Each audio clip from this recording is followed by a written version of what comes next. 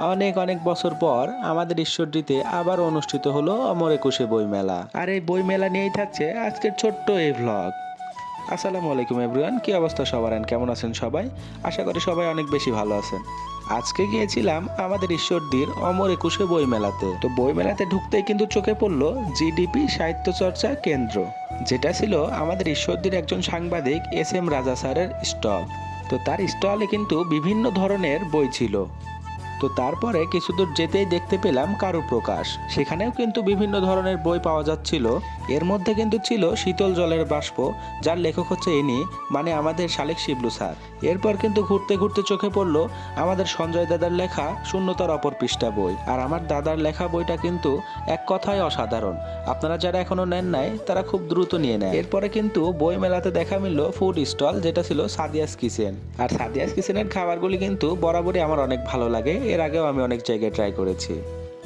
এরপরে দেখতে পেলাম আমাদের ক্ষুদে শিল্পীরা খুব সুন্দর গান পরিবেশন করছে। তো চলুন তারা কি গান পরিবেশন করছিল আমরা একটু শুনি।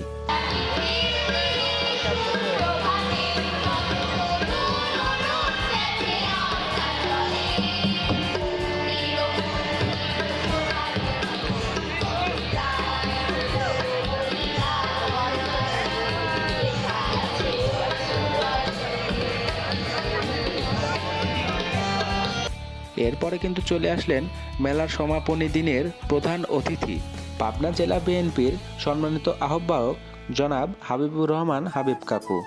আর আমিও গিয়েছিলাম মেলার শেষ দিনেই, অর্থাৎ 23শে ফেব্রুয়ারি। মেলাটি অনুষ্ঠিত হয়েছিল ডাক বাংলোর মধ্যে। তো যাই হোক, এরপর কিন্তু তিনি এসেই তার আসন গ্রহণ করেন এবং তাকে ফুল দিয়ে বরণ করে নেওয়া হয়। এরপর কিন্তু মেলায় আরও প্রোগ্রাম ছিল, তার মধ্যে ছিল সাংস্কৃতিক অনুষ্ঠানও, কিন্তু আমি সেখানে বেশিক্ষণ না থাকার কারণে সেগুলো ভিডিও নিতে পারি নাই। তো গাইস, আজকের ছোট্ট এই ভিডিওটি ছিল কিন্তু এই পর্যন্তই। আশা করি ভিডিওটি সবার ভালো লেগেছে। তো দেখা হচ্ছে নতুন কোনো ভিডিওতে, ততক্ষণ সবাই ভালো থাকবেন, সুস্থ থাকবেন। আল্লাহ হাফেজ।